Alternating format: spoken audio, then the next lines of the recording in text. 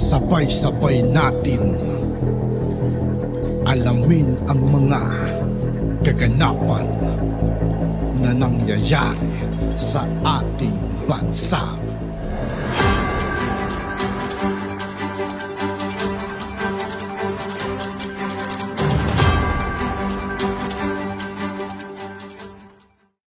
Yo, what's up mga kaibigan? This is I2K po again. Ngayon nandito naman ulit tayo sa channel ni Banat News Update. Dito naman ulit tayo magbibigay ng komento at reaksyon. Kaya samahan nyo guys. Let's go! Ito ang nakakagulat na balita ngayon. Viral at trending ngayon sa mundo ng social media ang di umano'y balitang. Sa sobrang mahal ng bigas ngayon, yung ibang mga kababayan natin lugaw-lugaw na lang sa araw-araw. Dahil ang pondo na bilyon-bilyon para sana sa irrigation project ay ibinulsa ng mga kurakot na tauhan ng NIA. Base sa report noong buwan ng Hunyo, ang pinakamura na 38 pesos per kilo ay nagmahal na din dahil sa monthly increase sa bigas. Mula sa April, ang pinakamura ay 40 pesos per kilo. Ito yung klase ng bigas na kapag ulam mo lang ay toyo walang sabaw, mahihirapan lunukin dahil medyo may pagka-dry ito lalo na kapag lumamig. At sa Senate hearing, inaksyonan kaagad ito ni Senator Raffy Tulfo. Agad itong nagpadala ng mga tauhan para imbestigahan ang mga irrigation na ayon pa sa mga sumbong ng mga residente, pinapabayaan na daw ng NIA at nang subukang kontrahin ang... Grabe yung irrigation ngayon mga kaibigan, no? Tambak-tambak na lang nilalagay nila, no? Hindi man lang ayusin. Mga sinasabi ni Senator Raffy Tulfo ng mga tauhan ng NIA, sinupalpal agad ito ng senador dahil sa kuha ng mga tauhan ni Senator Raffy Tulfo in aksyon na video at mga pictures. Kaya nang lumabas ang balitang ito ay hindi naman mapigilan ng marami sa ating mga kababayan na maglabas ng kani-kanilang hinaing at komento sa mundo ng social media at ayon pa sa kanila. Sa mukha pa lang di mo na dapat pagkatiwalaan mga yan. Imbestigahan at tignan ang ari-arian ng mga iyan. Ay sa hitsura pa lang hindi na mapagkakatiwalaan, 10 siguro ang asawa niyan. Dapat niyan kasuhan, samantalang maraming mahihirap, halos hindi na makakain, overpriced ng rice. Mabuhay po kayo Idol Tulfo. Para sa mga inaapi, palala ng palala ang mga korap sa iba't ibang opisina ng gobyerno. Hindi po ba pwedeng laging pinapalitan ng mga nakaupo para hindi lumala ang mga korap sa... Yun sana yung maganda ng mga kaibigan, no? Dapat talaga palitan na yung mga nakaupo dyan, eh. Para kita paano, eh, baka sakaling mabago yung kalakaran dyan mga kaibigan. Kasi hanggat sila yung nakakaupo dyan mga kaibigan, magkakaroon ng corruption yan. Lalo at nasisilaw sila sa pera mga kaibigan. Pero inyo, bilyon-bilyon yung pinapondo nila sa irrigation, tapos ano rin yung napapagawa nila, hindi pa rin natatapos. Tapos mga nilalagay nila, mga tambak-tambak lang. Sa atin. End quote. Pero bago ang lahat mga ka-updates, kung bago ka pa lamang. Sa lahat ng hindi pa nakasubscribe mga kaibigan kay Banat News Update, mag-subscribe na po tayo at huwag nyo rin pong kalimutan mag-subscribe dito sa aking channel. Sa aking channel ay mag-subscribe ka na at huwag kalimutang i-click ang notification bell para mas updated ka sa mga bago at napapanahong balita na i-upload namin. Sir, meron kayong project Santa Mesa, one project of 750 million in 2014 and were given 2 years to complete the project. NIA had to terminate the contract with them since they did not resume the construction of the project anymore. So ibig sabihin, meron pa rin po kayong mga project. Tama po kayo, kami po ay panalo sa NIA, 750 million, ito po sa Barotac Viejo. Natapos po namin ito, kami po mayroon certificate of acceptance at saka completion. At doon lang po sa binabanggit na junior construction, hindi ko po kilala ito, na may dagdag na 330 million. No? I don't know of this person. But I think, Mr. Interior, sir. Kayo po yan, no? Pangalan. Kami po binigyan ng blacklisting ng 1 year ng NIA. Sa 6 na project po namin, 3 natapos namin. Simula po ng 2016, hindi na po kami kumuha ng kontrata. Napakahirap po, sa totoo lang. In fact, I can even suggest, sad experience really, kami hindi binabayaran po ng NIA, ang isang billing umaabot po na 6 na buwan. And we did our best. Sa kumpanya po namin, we practice good governance. At hindi po kami papayag na sasabak namin sarili namin sa kalokohan at sa korupsyon. So, in other words, ang may problema niya. Hindi ko man sila sisihin. Napakahirap po ng sistema, Senator at Mr. Chairman. Mayroon po silang tinatawag na Irrigation Management Office, may mga regional managers. Kung ang proyekto po ay under sa central office, ipapasa po sa district ito, sa region.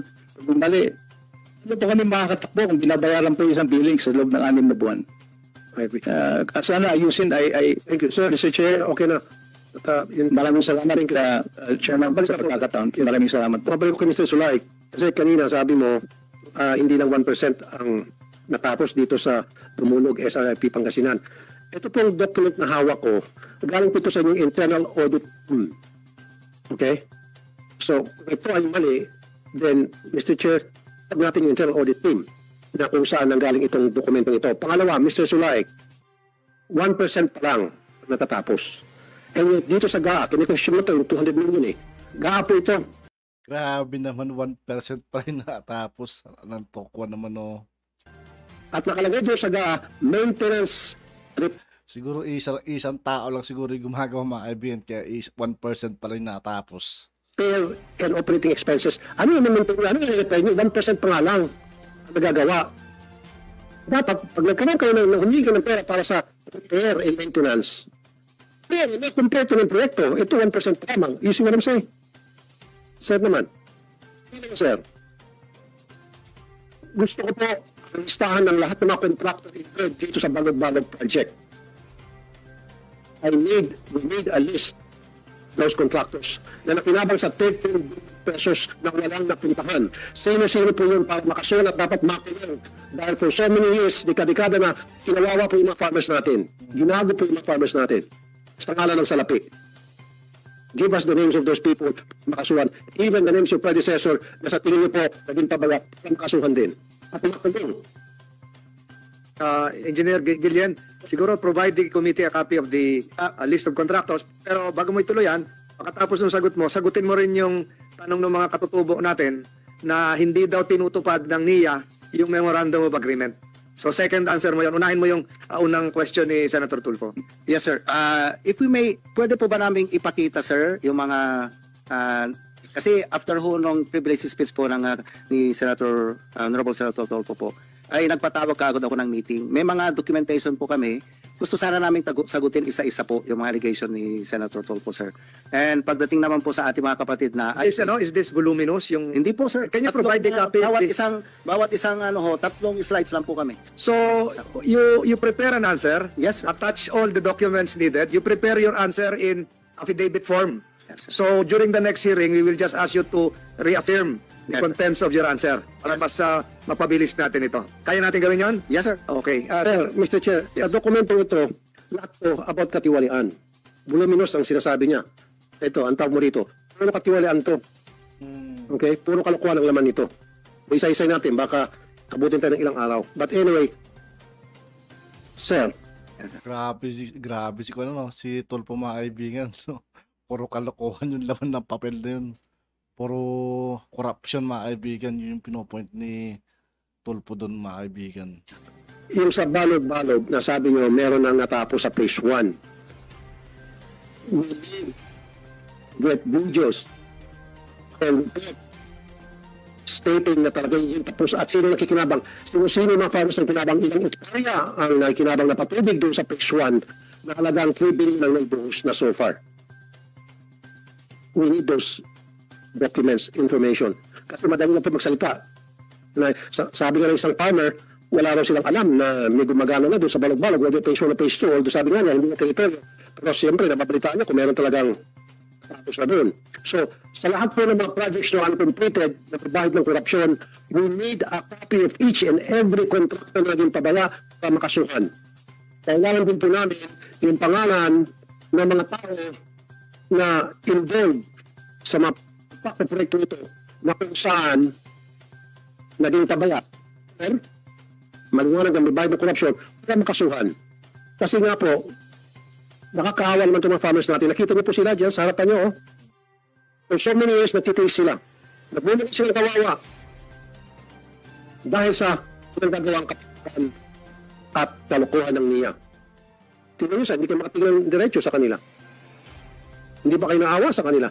Hindi lang ikaw, maybe it's not you kasi hindi, bago pa lang kayo sa NIA, yung predecessors ninyo, hindi na ba kayo naawa sa mga farmers? Sila nagpapakain sa atin. Sila bumubuhay sa atin. Mga pagkain sa kainan natin, galing sa pawis nila. And yet, short chance sila, and yet, sila yung niloloko natin. Sila nagpapakain sa atin, sila pa yung niloloko natin. Sa ngalan ng salapi.